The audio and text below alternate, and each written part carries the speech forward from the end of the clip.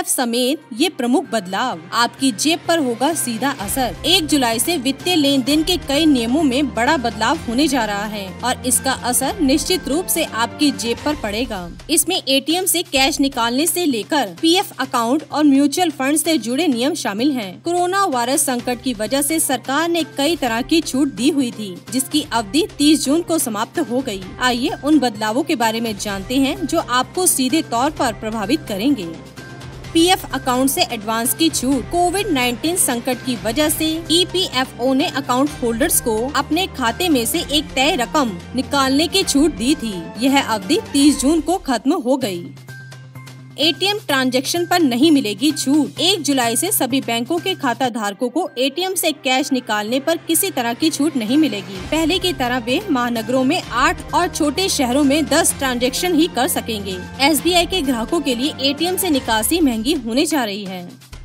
Mutual fund की खरीदी पर लगेगी स्टाम्प ड्यूटी। 1 जुलाई से यदि आपने कोई म्यूचुअल फंड खरीदा तो आपको उस पर स्टाम्प ड्यूटी देना होगा। यदि आपने एसआईपी या एसटीपी खरीदा तो भी आपको स्टाम्प ड्यूटी चुकानी होगी। पीएनबी बचत खाते पर कम ब्याज। पंजाब नेशनल बैंक से बचत खाते पर मिलने वाले ब्याज में 0.50% की कटौती की है। 1 जुलाई से बचत खाते पर अधिकतम 3.25% सालाना ब्याज मिलेगा। 50 लाख से ज्यादा के बैलेंस पर 3.25% और 50 लाख तक के बैलेंस पर 3% ब्याज मिलेगा।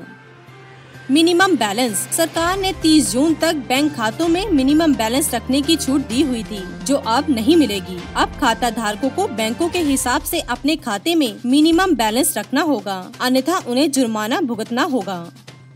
एलपीजी रसोई गैस की कीमत। तेल मार्केटिंग कंपनियां हर महीने की पहली तारीख को एलपीजी गैस सिलेंडर और हवाई ईंधन की नई कीमतों की घोषणा करती है। पिछले कुछ महीनों में इनमें लगातार वृद्धि हो रही है और इस बार भी इजाफा हुआ। सबका विश्वास योजना का नहीं मिलेगा लाभ। सर्विस टैक्स और केंद्रीय उत्पादन शुल्क से जुड़े पुराने लंबित विवादित मामलों के समाधान के लिए पेश की गई सबका विश्वास योजना में भुगतान की हेडलाइंस 3 जून तक थी। 1 जुलाई से इस योजना का लाभ नहीं मिल पाएगा। कंपनियों का ऑनलाइन रजिस्ट्रेशन हुआ आसान। 1 जुलाई से नई कंपनियां शुरू करना आसान हो गया है। घर बैठे सिर्फ आधार के जरिए कंपनी का रजिस्ट्रेशन कराया जा सकता है।